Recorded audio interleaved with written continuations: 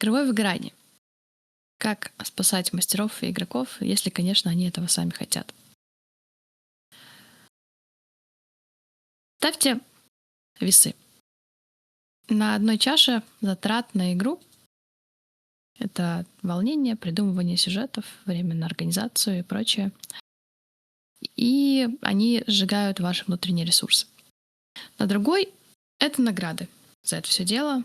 Эмоции игроков, дофамин, радость от крутой сцены, воодушевление, обсуждение, арты, которые эти силы все восполняют.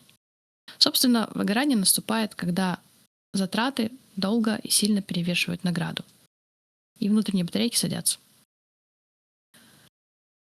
Что глобальная причина, если брать прям в общем, это длительное, жесткое нарушение баланса между затраченными усилиями и полученной отдачей. Самое забавное и страшное, что, учитывая, что играем мы часто за виртуальными столами, механизм работает абсолютно одинаково, как в офисе, на работе, так и в играх. Когда человек ловит эмоциональное истощение, он становится обычно более циничным, начинает обесценивать собственные достижения. Ну и есть более пагубные эффекты. Но, как правило, к таким штукам, как хобби, они относятся реже. Если кому-то интересно именно удариться в психологическую часть, я могу просто посоветовать почитать работы Кристины Маслач, Сьюзен Джексон. И вся эта радость, все термины и исследования в основном начались где-то в районе 1970-х годов, 74-й, 76-й, 78-й, когда вообще начал входить этот термин в обиход. И феномен начал тихонечку изучаться. Так что штука относительно новая, если так смотреть на временной период. Ну и в целом, как я уже упомянула, что игровое выгорание, что рабочее, оно работает по одним и тем же механизмам. Поэтому сегодня я пройдусь по выгоранию мастера, по выгоранию игрока. Можно ли это вообще побороть? И если да, то что делать? Так что начну, наверное, с мастера. Происходит это почаще, чем у игроков. Наверное, потому что мастер, как правило, тащит на себе очень много работы. Пишет сюжет, балансирует боевки, следит за всеми во время игры. У мастера должна быть очень хорошо заряженная социальная батарейка, и садится она часто очень быстро. Это не значит, что вы сразу выгорите. Это значит, что просто заканчивается ресурс на то, чтобы поводить дольше или поводить как-то более сосредоточенно.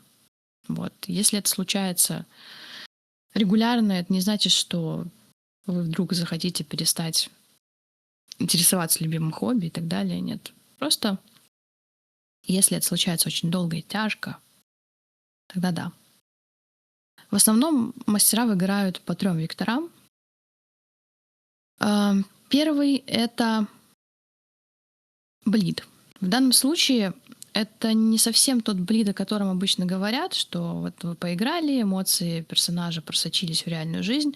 Это что-то, что мы не можем контролировать, потому что когда мы получаем положительные и негативные эмоции, буду выражаться очень так попроще, наш организм не отличает фантазию от реальности. То есть если часами контролировать безысходность в мире, например, в ТМ или какого-нибудь дарк фэнтези, логику злодеев, это противостояние ментальное, организм вырабатывает реальный гормон стресса, кортизол. И несмотря на то, что вы можете описывать как-то сухо, технично, отстраненно, психически для себя разумом, все равно эта игровая эмоция, она переползает в реальную жизнь, в тело, независимо от нас, хотим мы это или нет. Стресс, он есть стресс. Плюс ситуация ухудшается, если вы постоянно проецируете на себя чувства NPC, чтобы сопереживать, как-то переключаться между ролями и получше это все отыграть. Эта штука случается, думаю, и с актерами. Надо будет у них спросить получше. Короче, эмоции, они никуда не исчезают, когда Discord выключается, например. Они потихонечку, конечно, остывают, но этот хвостик, он давит, пока не полностью не выветрится. И тоже накапливается стресс. Это первое. Второе, если, например, мы вводим какие-то тяжелые игры, но это в кайф, да, в кайф душить персонажей игрочков, в кайф творить какую-то жесть, вести драйвовые игры, вот такой мощнейший удар дофамина. Это, конечно, круто, но, с другой стороны, мозг быстро привыкает к высокой такой интенсивной эмоции, и из подобных качелей, то есть спокойно в жизни и очень бурно и классно в игре, обычная жизнь вне игры начинает казаться более пресной. И выгорание тут скорее будет проявляться как постепенное приобретение этой апатии ко всему, что не связано с игрой. Звучит, наверное, как игромания немного, но где-то оно и связано. Вот. И третье — это техническая усталость, когда мастер просто менеджит очень много чего, он играет как управленец. То есть эти когнитивные перегрузки, когда куча правил, баланса, логика мира, там десятки НПС, мониторинг игроков, точнее их настроение. Такой режим многозадачности, который очень сильно выматывает. И мастер периодически зависает, как перегруженный процессор. Вот. Плюс у мастера груз ответственности, когда он чувствует, что вот хочется развлечь игрочков, и если им скучно, я плохой мастер. И вот это постоянное давление, что мастер должен быть единственным гарантом веселья для всех. И сверху еще бывает такое, что когда мастер готовится, там, часами пишет заметки, делает карты, в общем, куча контента генерит, а игроки могут просто проигнорировать это или как-то не вляпаться в то, что вы им подготовили, и тогда добавляется сюда еще чувство бесполезно потраченного времени, а это прям печалечка, вы не получаете себе ресурс после того, как вы потратили его. Собственно, вот это основные вещи, почему получается так, что мастер может выгореть. Как понять, что мастер вообще начинает выгорать? Потому что происходит это не всегда. 3 такие тоже основные моментика, которые можно за собой заметить. Это если вы видите, что подготовки к сессиям регулярно превращаются в какой-то бесконечный микроменеджмент, когда вы можете там часами заниматься каким-то балансом навыков, настройкой ботов, когда у вас просто не доходят руки до сюжета, и сама вот эта настройка системы игры, она заменяет творчество. Второе — это эмоциональная глухота. Например, когда раньше вот вы вводите и какие-то драматические сцены, хочешь, не хочешь, наверное, это правильно, так вливаться-то, эмоционально подключаться к тому, что происходит, да. А в данном случае речь о том, что драматические сцены больше как-то отклика и не вызывают. И ведение тяжелых социальных хроник, например, начинает ощущаться как рутина. То есть, то же самое, да, когда вы приходите на работу, все те же лица, вся та же фигня, все те же срачки вокруг, и вы просто ловите себя на мысли, что, как-то, может, метеорит на эту пачку закинуть просто, чтобы кампейн уже закончился. Вот. Это та же ситуация, когда на работе хочется просто уволиться и уйти. И избегание подготовки. То есть вот вам очень не нравится уже то, что вам нужно какие-то заметки писать, уже оттошнит от них. Если придумывание сюжетов делается не специально, там буквально в последнюю минуту, просто надеясь, что игра отменится, у кого-то там будут форс-мажоры и прочее. То есть это явные такие признаки, звоночки того, что, возможно, что-то нужно с этим уже делать, если такая ситуация. Она явно вызывает сильный дискомфорт. Как можно вообще профилактику провести этой штуки? Как спасать мастера, пока еще не выгорелось? Тоже 3 простых правила. Первое — это устраивать полный детокс от игр.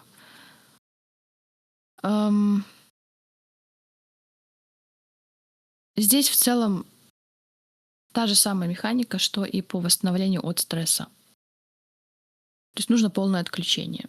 Сделать дни, я бы даже сказала, и, возможно, и недели, или даже месяц, когда мастер вообще не вводит, не думает о сюжете, не открывает заметки, не трогает никаких настроек, просто занимается чем-то кардинально другим. Как варианты, да, банальные. Спорт, кулинария, послушать музыку, В общем, что-то еще другое. Это не значит, что вы закрываете хобби, нет, просто вы отстраняетесь, делаете передышку, даете мозгу немножко времени на то, чтобы восстановиться. Второй момент, который можно сделать, это делегировать какие-то мелочи. Всегда я за это топила и топлю. То есть, например, если вы можете отдать кому-то из игроков вести лог сессий, это вообще бесценная штука, классная. По-моему, я говорила о ней позавчера. А, Кому-то следить за инвентарем группы, если это нужно. Кому-то поручить собираться и пинговать игрочков на сессии. Вот как я обычно в своих играх сейчас прошу игроков просто собраться вместе, обсудить, что хотите поиграть. И когда вы уже определитесь, что вы готовы и, может быть, даже подобрали варианты времени, просто тогда тегнуть мастера и сказать, вот мы хотим вот это поиграть в такое-то, такое-то время. И все. То есть мастер избавляет себя от необходимости в этой рутине вообще участвовать, когда в целом ему там участвовать, может, и не нужно. Вот. Ну или можно, например, тоже при необходимости какие-то правила поискать, отправить игроков. Это тоже разгружает голову, как во время эфира игры, так и вне его. И тоже классная штука, важная, это собрать фидбэк. То есть, когда мастер вводит просто игру в пустоту, а игроки там кушают этот контент и уходят, это прямой путь к выгоранию. Как и в любом деле, когда вы что-то делаете, хочется какой-то отдачи. Поэтому после каждой сессии попросите рассказать, какой момент зашел больше всего. Вот. Если прям стесняетесь, пишите в личке. Вот. Потому что любая похвала, любые позитивные эмоции — это вот то самое топливо, тот самый ресурс, который даст восстановиться, чтобы готовить следующую игру. То есть это мотивирует. По этому пункту как раз у меня будет отдельная, скорее всего, лекция по фидбэкам. Я фидбэки люблю. У меня на это дело есть особая процедурка. Вот, поэтому, да, фидбэк — это важно. Сейчас немножко по выгоранию игрока, а потом уже что с этим делать и лечится ли это. У игроков выгорание выглядит чутка иначе. Они, не то чтобы там устают от подготовки к играм, да, будем честны, они просто потихонечку затухают. Тоже появляется вот этот цинизм, чувство ненужности, неважности. Игроки начинают опаздывать на игры, начинают терять связь с персонажем. Почему вообще игрок может потерять эту искру? Есть причины, зависящие от мастера, и не зависящие от мастера. Среди зависящих от мастера это, например, чувство бесполезности, если сюжет слишком жесткий, едет там по рельсам, и игрок понимает, что от его решений вообще ничего не зависит. Все, мозг отключается, эмпатия отключается за ненадобностью. То есть просто расслабляемся на кресле поезда и вперед. Погнали. Это в лучшем случае. Вот. Дефицит спотлайта может быть, если мастер постоянно отдает эфир там, гиперактивным спринтерам, и обычный участник просто устает бороться за микрофон, уходит в такой энергосберегающий режим. Вот. И еще один пунктик, который тут могу назвать, это если очень затянулась кампания, а ориентировка была на довольно короткую игру. И, в общем, кампания затягивается, конфликты становятся более однотипными, игра превращается в обязаловку. Да, есть песочницы, в которые все договариваются играть периодически, но если речь шла именно о какой-то короткой, драйвовой, динамичной игре и сюжете, и это превращается в какую-то прям однообразную кашу, понятно, что играть в это не всегда хочется. Что не зависит от мастера чаще всего? Реальная жизнь, понятно. Там тяжелая работа, стресс, недосып. Поэтому даже любимое хобби во вторую смену человек устает. Вот. Есть усталость от системы. Есть люди, которым нравится играть в одну и ту же систему годами, как мне. Есть игры, системы, от которых человек очень быстро устает и любит их менять. И, как правило, люди об этом знают сами о себе. Вот. В общем, если игрок устал годами кидать одни и те же кубики, мозг хочет каких-то новеньких правил, каких-то новых, даже, может быть, хоум-рулов, я не знаю, каких-то смены внутри игры, опять же. Вот. И к слову об этом, да, если игрок чувствует, что история героя логически уже вроде завершилась, и он упирается в потолок, и играть дальше нет смысла, тут уже нужно думать. что-то менять или заканчивать эту арочку. Вот. Как понять, что это именно выгорание? Что похоже на выгорание? Это апатия к нарративу. а, То есть игрок перестает двигать сюжет. Отвечает там в войсе, например, короткими там, да, да, я иду следом, вот это самые типичные штуки, когда видно, что игроку не сильно интересно. Я просто иду за ним, я присоединяюсь к группе и так далее. Это такие прям звоночечки. Не обязательно о выгорании, а о том, что именно к нарративу есть такая равнодушная реакция. И даже если мастер попытается какие-то крутые механики, например, здесь добавить, или там какие-то критические успехи выпадают, ну все, у игрока это не вызывает никаких эмоций, вот тогда стоит задуматься. Игрок может потерять фокус. Он забывает NPC, он забывает лор, забывает свои собственные цели как персонажа. Во время игры часто переспрашивает, что происходит, потому что, ну, может быть, там фоном в телефончик ушел, просто уже там ленту скроллит. Вот, видно, что, ну, пофиг уже. И начинает вливаться в пассивную агрессию. Часто тоже начинает душнить по мелким правилам, там, ломать темп абсурдными заявками, как-то саботировать даже, может, специально сюжет. Ну, в общем, типичная такая штука, да, тоже можно сравнить с какими-то рабочими моментами по жизни, когда ты уже начинаешь гавкать на то, что приносит тебе дискомфорт долго, мучает. Как можно вернуть игрока в строй? Логично, да, меняем обстановку. Бесконечно сидеть в одной роли людям часто скучно. Можно предложить какой-нибудь там либо саму поводить коротенький ваншот, чтобы освежить взгляд, там, радикально посмотреть как-то на ситуацию по-другому. А если игрок не хочет водить, можно сменить класс. Даже не обязательно, если ты прям любишь своего персонажа, не обязательно его переделывать или делать какого-то другого. Как пример могу привести в сон, да, поиграть. То есть был персонаж, грубо говоря, воин, стал каким-нибудь клириком во сне. И дать ему прям поиграть чем-то другим. Вот, там, играл за дипломата, пусть возьмет варвара. Новые правила, другой стиль общения, как бы они мозг немножечко так растрясут. Еще один вариант — это достижение микроцелей.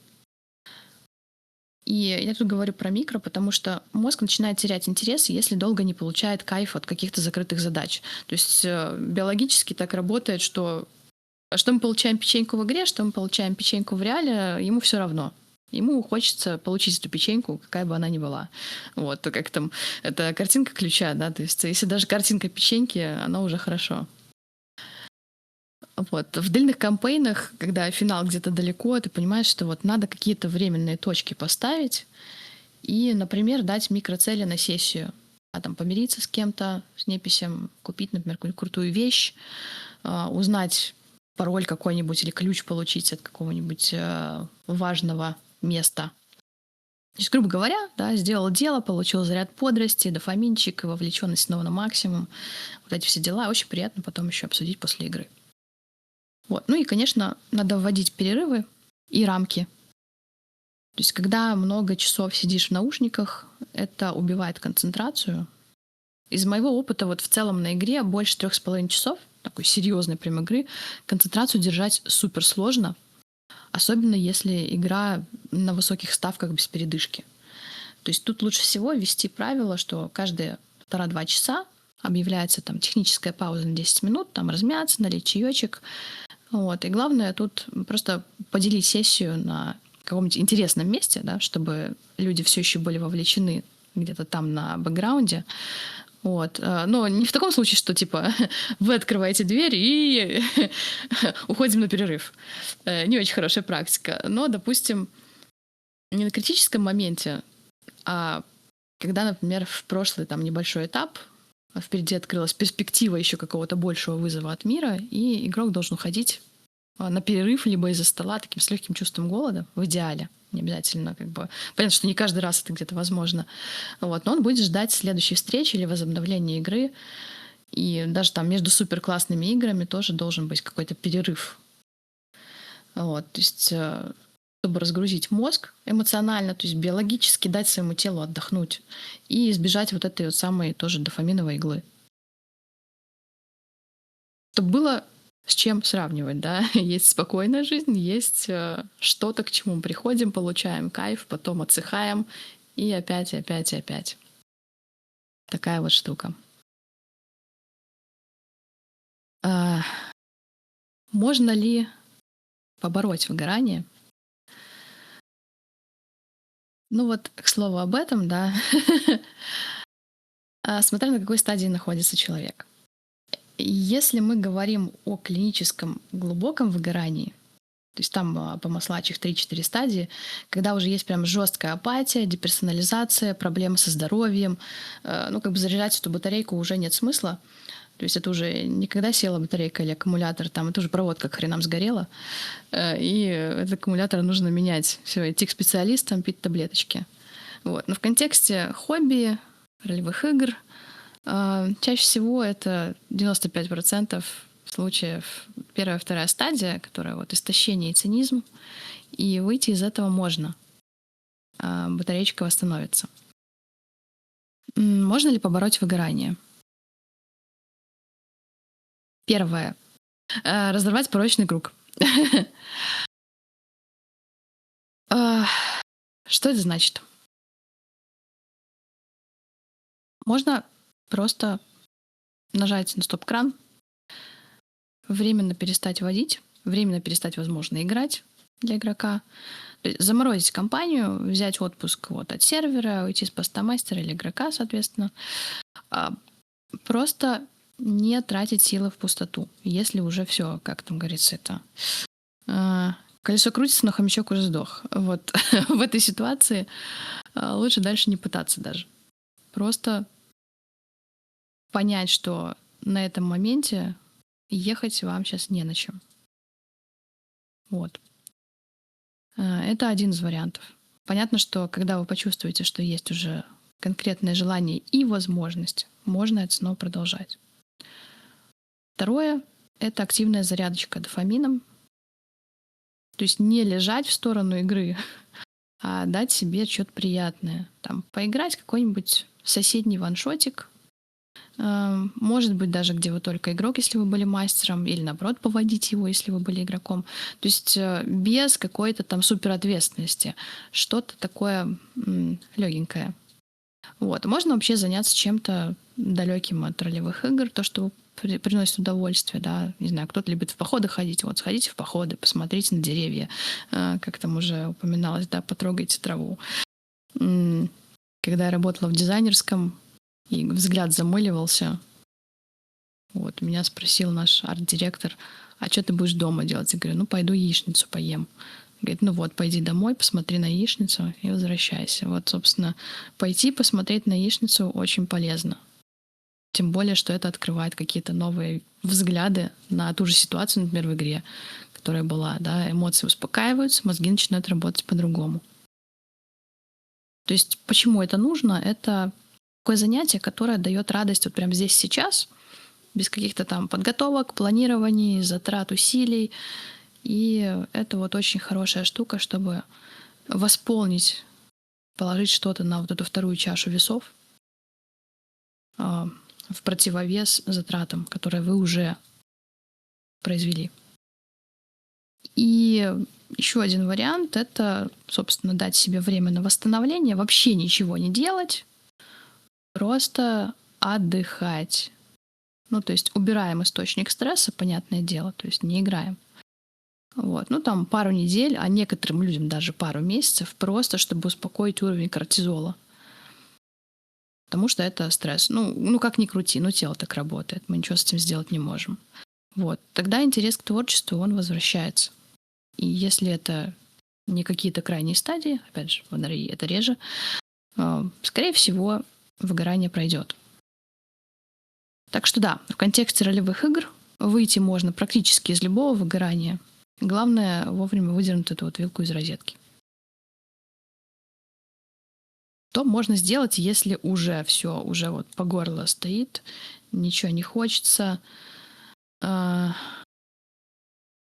уже плохо, совсем плохонько. Вариантов много, то есть конкретных каких-то советов может быть просто какое-то огромное количество. Я вот себе выписала 10 штук, может быть, где-то местами они похожи или там чуть ли не повторяются, но это как вариант того, что можно сделать, да, то есть это так красная кнопка, на которую можно нажать. Выбирайте любой, да. Первый, который я себе отметила, это «Заморозка хроники». Понятно. Я думаю, пояснять не стоит. Да, честно скажите, там, ребята, нужен перерывчик, не могу тащить, вот, отдыхаю. И отдыхайте. Никто никому ничем не обязан. Второе — это передать роль мастера кому-нибудь. То есть если в группе есть какая-то ротация мастеров, это классно. Если тем более вам такой вариант подходит, это удивительно быстро, как отпускает вот это напряжение, когда вы просто садитесь вот в качестве игрока или наоборот, в качестве мастера, если любите водить. То есть здесь классно может сработать, если у человека есть такие желания. Третье — это смена жанра, ну или какие-нибудь пивные ваншотики. Там, если вы устали от тяжелых игр, сыграйте во что-нибудь такое глупое, веселое. Я вот недавно послушала игру Аида, которую он водил, прям весело стало, поржала. А игра была прям такая очень мультяшная, можно даже сказать. Так что да, такие штуки иногда отрезвляют. Там персонажи часто генерятся обычно такие очень быстро, там исходы решаются одним броском. Короче, мозги перестают кипеть, и возвращается вот это вот первобытное удовольствие от хобби. Четвертый вариант — детокс от админства, именно от каких-то модераций. Не смотреть за сервером, не заниматься выдачей ролей, не заниматься ботами, не заниматься организацией игры. Просто без правил, без систем, без какого-то лора вы в отпуске. Вот. Как мастер. При этом, если вы чувствуете, что у вас еще не финиш, прям, ну не совсем вот уже отвратно от игры, да, можно где-то лайтово пообсуждать просто, что происходило по событиям, так повспоминать хорошее, это неплохо. Пятый вариант — поиграть во что-то похожее на НРИ, но не в НРИ. Да, то есть видеоигры, настолочки, даже посмотреть прохождение какой-нибудь игры, почему бы и нет. То есть оставлять социальную связь, но при этом там пожать, расслабиться, посмотреть киношку, и мозг напрягать не нужно. Ну, желательно не напрягать. Шестой вариант — провести какие-нибудь пляжные эпизодики. То есть заимствуем прием из киноиндустрии, проводим сессию, где нет глобального сюжета, оставляете игроков с попкорном где-нибудь в таверне, и пусть они себе поболтают, а вы там в крайнем случае вбросите парочку фраз, и все. У меня таких обычно в песочных сессиях, хрониках много. Я не считаю, что это что-то плохое. Вот, тем более, если игра бесконечная, идти можно расползаться в любые стороны. Штука хорошая. Не все это любят. Кому-то нравится исключительно вот что-то полезное, продуктивное. Тогда вариант не ваш. Седьмое. Обрезаем сюжет, как бы это ни звучало. Иногда выгорание наступает, когда сюжет вот тяжелый, уже запутанный, кучей фракций, интриги, тысячи неписей. И как бы, если мастер не выводит, ну, сожгите это. Просто сожгите. Пусть на город нападет дракон, не знаю, начнется зомби-апокалипсис, какой-нибудь там вулкан взорвется, метеорит упадет. Обнулите все сложные квесты, если, конечно, игроки после этого вас не сожрут. И можно сделать вот с какого-нибудь там политического триллера экшен на выживание, бодрячок какой-нибудь. В рамках примера Тёма вообще с нами, не с нами. В общем, была игра, когда вот мы водили ВТМ, обычно такая политические замесы какие-то, и тут из соседнего города прилетает с воплями товарищ на подбитой машине, типа, на нас напали, шабаш, князя нет, доступа к шерифу нет, никто не берет трубку, вот эта вот паника начинается, и все, игра смещает фокус, и мы играем немножечко другое что-то. Или, например, там какое-то проклятие, демоническая тонь появилась, и тут срочно нужно с ней разбираться, а уже как бы с кем-то только что спорил, уже как бы и споры не имеют такого большого значения, если вы не играете с стримерами. Ну да ладно. Так что да, сменить фокус прикольно. Восьмое — это таймскип. То есть если надоело играть в одном и том же году, а то, не дай бог, в одном и том же сезоне очень долго. Все, скажите, прошло полгода, прошло 2 года. Ну, естественно, не на самой игре, да, а с подготовкой, да. Например, мы отыгрываем вот это, и потом у нас будет таймскип. У нас так были таймскипы в разных играх. Никаких тяжелых последствий от этого не было, было только прикольно. То есть мы обсуждали, что прошло там за эти 2 года, в моем случае было. Вот, и все.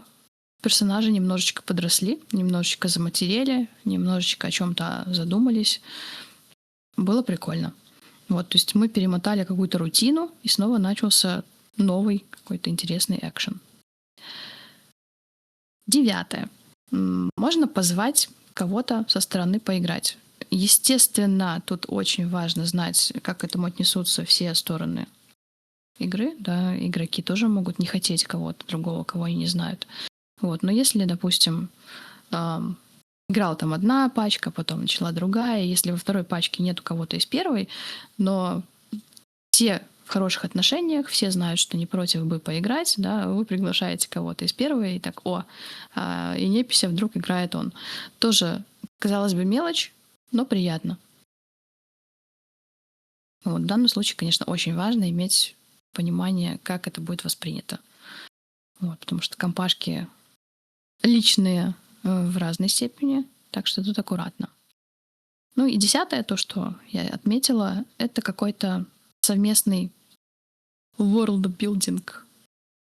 Собраться вместе, если особенно у вас какая-нибудь большая, обширная фантазия, типа там ДНДхи, вы собираетесь, чар-листы не открываете, откроете просто какую-нибудь онлайн-доску типа мира и вместе с игрочками можете там нарисовать какую-нибудь карту, придумать какие-нибудь городские слухи, новые фракции, буквально немножко потворить как боги свой же собственный мир, обсудить, может быть, какие-то интересные ответвления, куда может пойти сюжет еще, да, какие мотивации были у персонажей. Вот. В целом-то мы все играем и любим творить вместе, а для мастера это хороший отдых. То есть вы сидите, слушаете идеи игроков, вместе записываете какой-то новый лор. Вот. Ну, плюс вы видите, насколько вам нравится игра, и то, что вы вместе создаете, это тоже восполняет ресурс. Вот, это все, что я хотела сказать к слову о ресурсе. Всегда рада, если меня поддержат бустом на Патреоне или на сервере. Это очень мотивирует. Вот. Если есть какие-то вопросы по услышанному, можете черкнуть.